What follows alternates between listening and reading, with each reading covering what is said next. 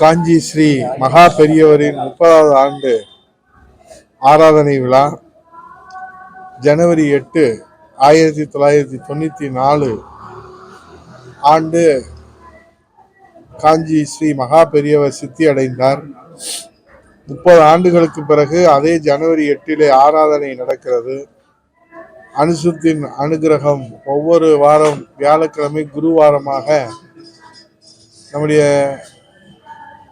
நெல்லை பாலு அவர்கள், மதுரை அட்சய பாத்திரத்தினுடைய நிறுவன தலைவர், சமூக ஆர்வலர் அவர்கள் இதை ஒவ்வொரு வாரம் நடத்தி வருகின்றார்கள். 30 ஆண்டுகளுக்கு பிறகு அதே ஜனவரி 8 இந்த ஆராதனை நடைபெறுவது காஞ்சி ஸ்ரீ மகா பெரியவருடைய அனுகிரகம்.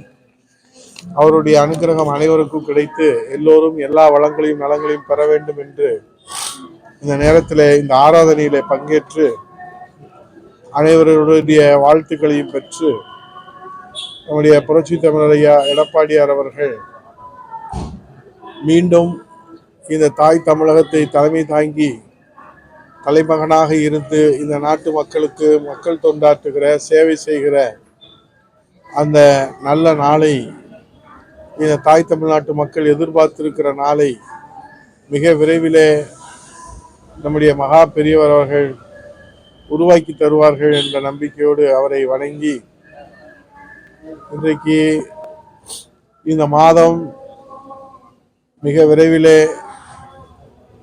மார்கழி முடிந்தால் தை மாதம் பிறக்க இருக்கிறது.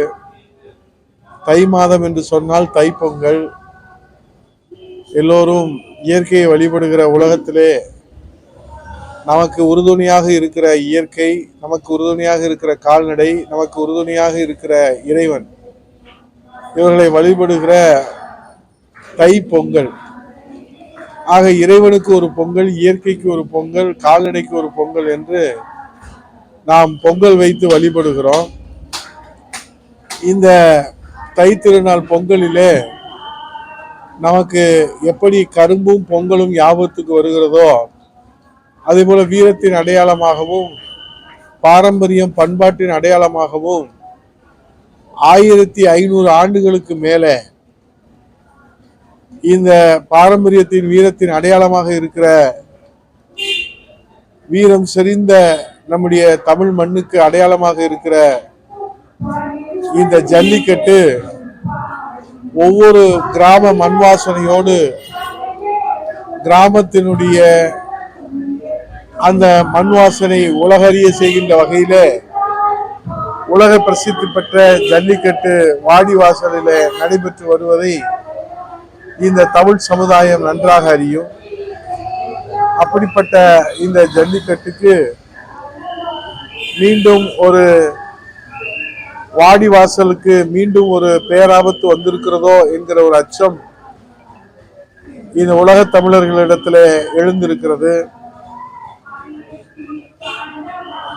இன்றைக்கு பறி கொடுத்திருக்கிற அந்த வீர விளையாட்டின் உரிமையை ஒட்டுமொத்த உலக தமிழர்களே போராடி அனைத்து இந்திய அண்ணா திராவிட முன்னேற்ற கழக அரசிலே தான் மீட்டெடுக்கப்பட்டது. ஆகவே அதை தொடர்ந்து ஜல்லிக்கட்டினுடைய இந்த 1500 வரலாற்றில, இந்த 1500 ஆண்டு வரலாற்றிலே முதலாக இந்த தாய் தமிழ்நாட்டினுடைய மாண்புமிகு முதலமைச்சர் அவர்களே நேரடியாக வருகை தந்து வாடி வாசலிலே கோயில் காளையை திறந்துவிட்டு அங்கே பச்சை கொடி அசைத்து அந்த ஜல்லிக்கட்டு விழாவை நடத்திய பச்சை தமிழர் என்கிற வரலாற்றை உருவாக்கியவர் புரட்சி தமிழர் ஐயா எடப்பாடியார் அவர்கள்.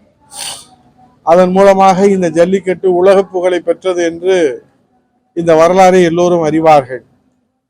அதே போல முதலாக இன்றைக்கு இந்த ஜல்லிக்கட்டினுடைய புகழை உலகெங்கும் எடுத்து சென்று இளைஞர்களை ஊக்குவிக்கின்ற வகையிலே அனைத்து இந்திய அண்ணா திராவிட முன்னேற்ற கழகத்தின் சார்பிலே அங்கே கார் உள்ளிட்ட மிக உயர்ந்த பரிசுகள் கொடுத்து ஊக்கப்படுத்தப்பட்டது.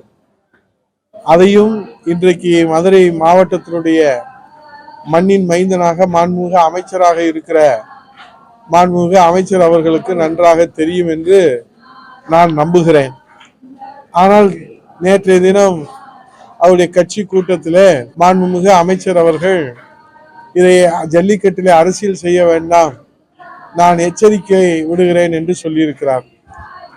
இந்த ஜல்லிக்கட்டின் உரிமை பறிபோகக்கூடாது என்பது உலக தமிழர்களுடைய எண்ணம். இந்த வாடிவாசல் மூடப்படக்கூடாது என்பது ஒட்டுமொத்த உலக தமிழர்களுடைய எதிர்பார்ப்பு. இந்த வாடிவாசல் ஒவ்வொரு ஆண்டும் தைப்பொங்கலுக்கு திறக்கப்பட வேண்டும். அதிலே சீறி வருகிற காளைகள் துள்ளி வர வேண்டும். அதை இளம் சிங்கங்கள் அடக்க வேண்டும். இந்த வீர விளையாட்டை உலகெங்கும் பார்க்க வேண்டும் என்பதுதான் ஒவ்வொரு தமிழர்களுடைய எண்ணமாக, கனவாக, சிந்தனையாக இருக்கிறது.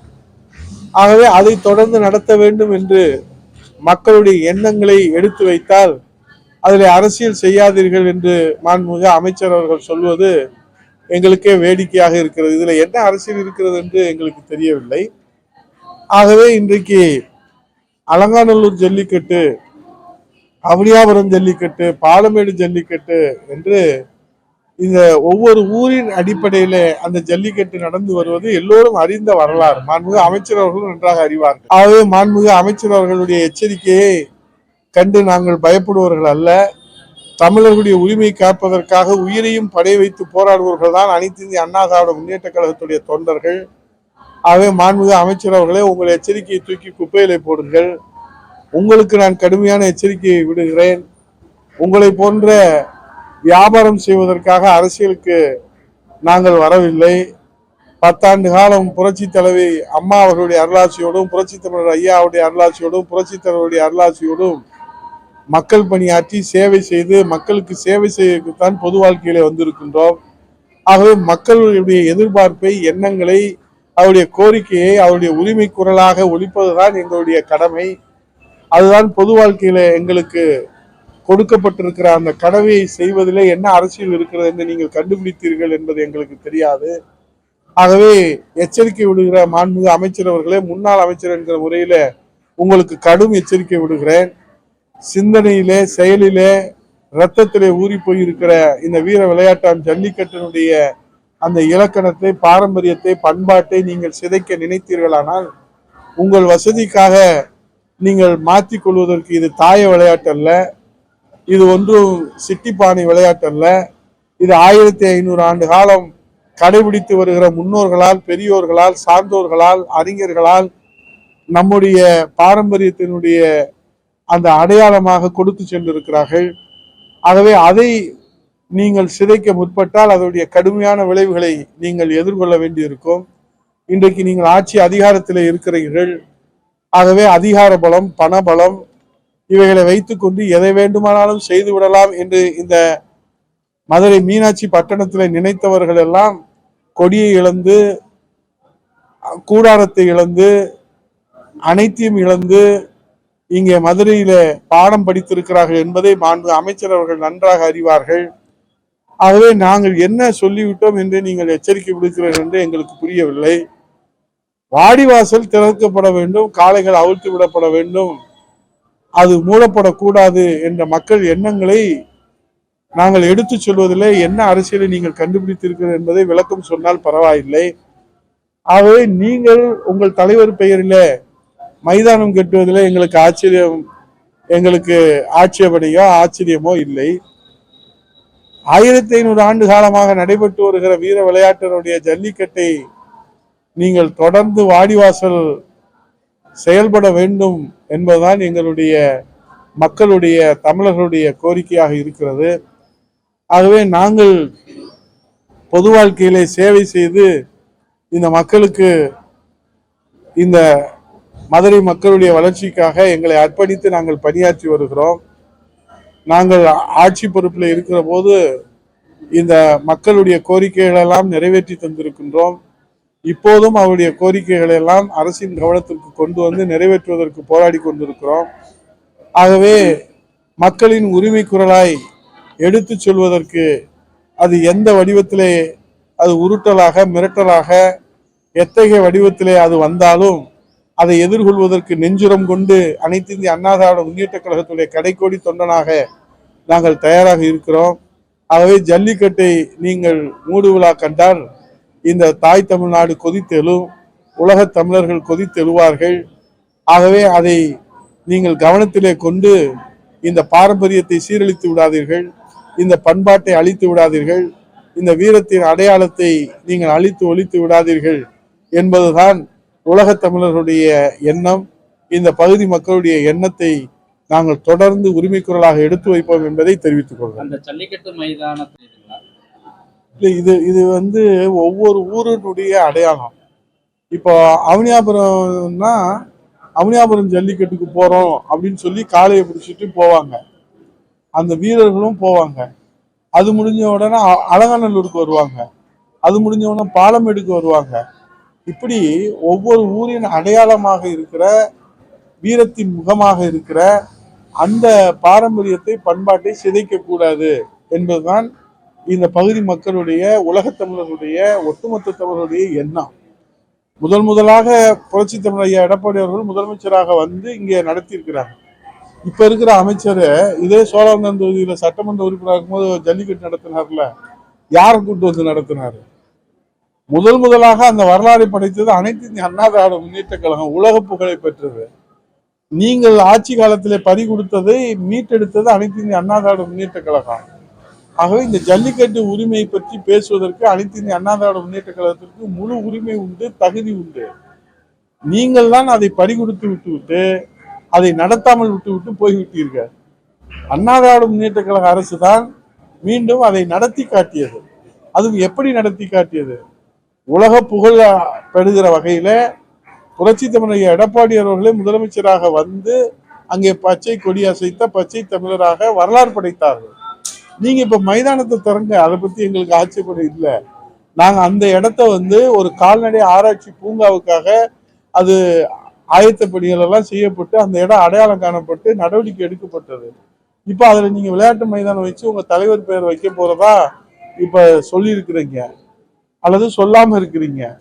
நீங்க அது என்ன வேணாலும் பண்ணுங்க, ஆனால் இந்த பாரம்பரியம், பண்பாடு, வீரம், விவேகம், இந்த தமிழருடைய அடையாளம் சிதைக்கப்படக்கூடாது. மறைமுக தாக்குதலை தடுத்து நிறுத்த வேண்டும் என்பதுதான் ஒட்டுமொத்த உலகத் தமிழருடைய கோரிக்கை.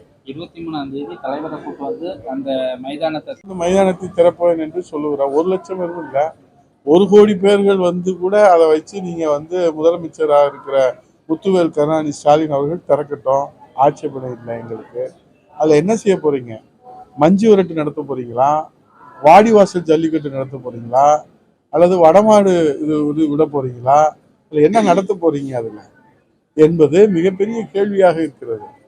வாடிவாசல் என்பது ஒவ்வொரு ஊருக்கும் ஒரு சிறப்பு இருக்கு. இப்ப அவனியாபுரம் வாடிவாசல் அது ஒரு பாரம்பரியத்தை கொண்டது. அலங்காநல்லூர் வாடிவாசல் காலை நின்று விளையாடும். நீங்க பாத்தீங்கன்னா திறந்து விட்டோம்னா வந்து முட்டி அங்க நின்று விளையாண்டு அப்புறம் போகும். அதுக்கு ஒரு பாரம்பரியம் இருக்கு. பாலமேடு வாடிவாசல் பாத்தீங்கன்னா அதுக்கு ஒரு பாரம்பரியம் இருக்கு.